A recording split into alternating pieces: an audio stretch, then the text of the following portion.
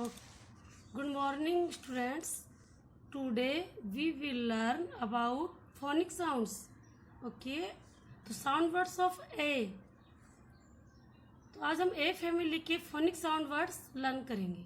Okay, और two words की blending सीखेंगे आज. टू वर्ड्स की. तो हमको ऐसे नहीं बोलना है ए टी एट.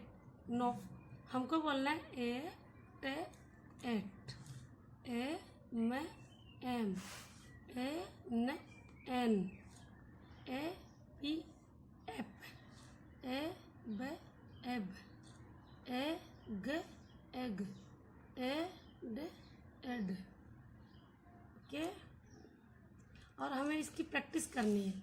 ओके, जैसे ए ट एट, ए म एम, ए न एन, ए प एप, ए ब एब, ए ग एग, ए ड एड.